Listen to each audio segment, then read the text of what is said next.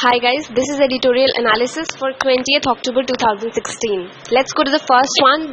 This is from the Hindu newspaper. It is on the banning of films in India.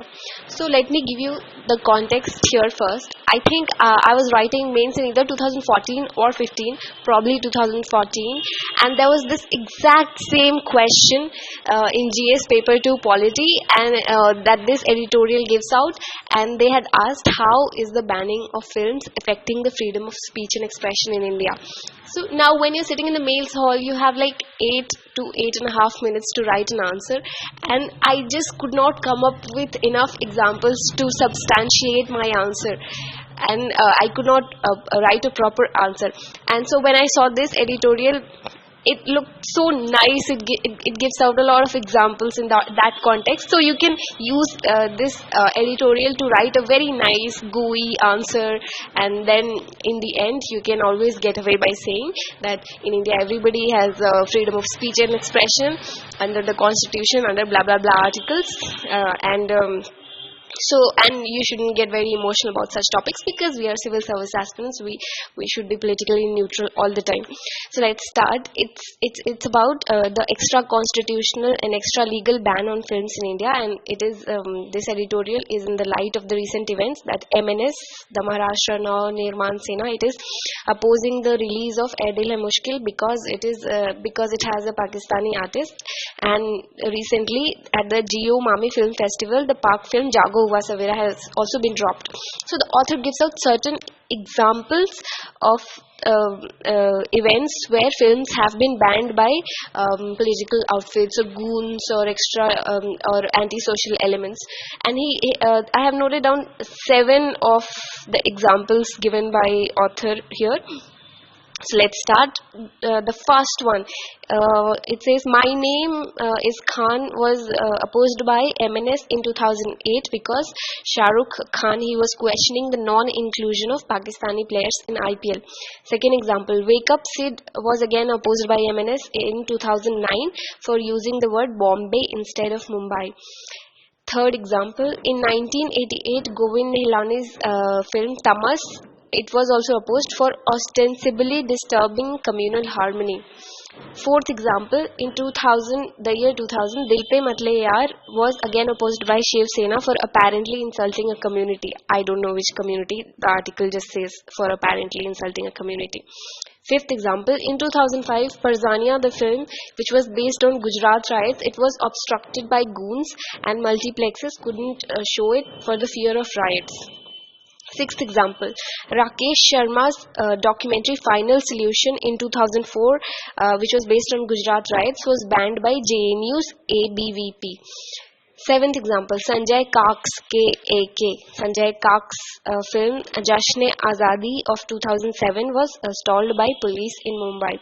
Now the author here, he gives out some more examples where extra legal censorship has gotten state backing also later, and he gives out 4 examples where this extra legal censorship was supported by the state also. Firstly, in 2013, Vishwarupam, the film, was banned by Tamil Nadu government because some Muslims found it offensive. Secondly, in 2006, Da Vinci Code was banned in Andhra Pradesh, Goa, Tamil Nadu, Punjab, Nagaland, Mizoram for hurting Christian sentiments. Thirdly, Mayawati government in UP banned the movie Arakshan in 2011 on assumption that it showed Dalits in a bad light. And fourthly, Madhur Bhandarkar's film Traffic Signal got banned in 2007 in Himachal Pradesh because the state government found the word kinnar used for eunuchs objectionable there, as in Himachal Pradesh there is a community named kinnar.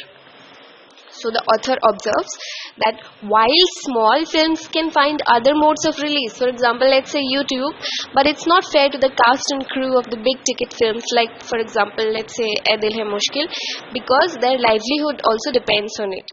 So that is the one observation that the author makes. Very important editorial indeed. Let's go to the second editorial. This is also from the Hindu. It is on the Indo-Britain relations. It is a very long editorial. It does not give out any important point. It just basically if I have to give a summary of it, it basically says that Britain's Prime Minister Theresa May, she is about to visit India, and basically she is giving out hints that Britain does want business with India, but it does not want its people. So basically, after leaving European Union, they are basically saying we want to do business with the entire world, but we do not want immigrants coming to our country. Of course, now they've already looted the entire world for like years and years. So of course they would want to enjoy it, don't you think? And also, Britain is not going to support us, India, on the whole Pakistani issue, and they're not going to issue a statement against Pakistan publicly. So that's what the entire editorial said. Let's move on to the third editorial. This is from the Economic Times, and this is like another one of those endless editorials on GST. Like, I don't know when are they going to stop with it. So it says that the center has proposed 4 GST rates that ranges from 6 to 26%.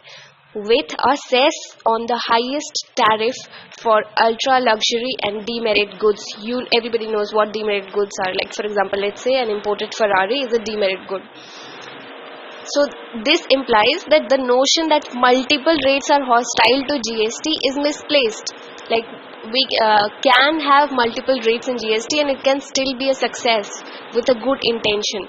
And the author here, he makes out some points in this article, and I've broadly classified them as 4. I'm just going to read them out. The first point is, the government proposes a 6% rate for essential goods that do not attract excise duty. Second point, it proposes a 4% GST on gold, and it is in line with the Arvind Subramanian panel's recommendation. It will help the consumers wean away from gold and reduce inflationary pressures.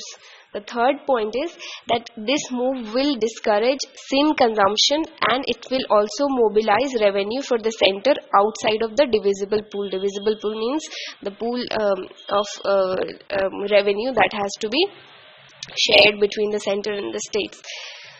Fourthly, manufacturers can also claim credit for the taxes paid on demerit goods used to make the final product. So that was the fourth point. We already have done what the credits in GST are that are meant for manufacturers. So that was one important editorial on GST. Now guys, there was one more editorial in the Hindu that was on why we invited the BIMSTEC nations also to the BRICS summit, and it discusses our individual relations with countries like Russia, Bhutan, etc. in very small paragraphs. It does not give out any new point. I have already discussed all this in so much of detail in nice points in my previous videos that I don't think that they need to be done again, because these points are basically a repetition of what I've already done in my previous videos. So if you're interested, you can look listen to my previous videos. I'll do something new on these topics. Like, if an editorial gives out something new, only then I'll do it. I'll not do repetitions. So that's it for today, 20th October 2016. Thank you.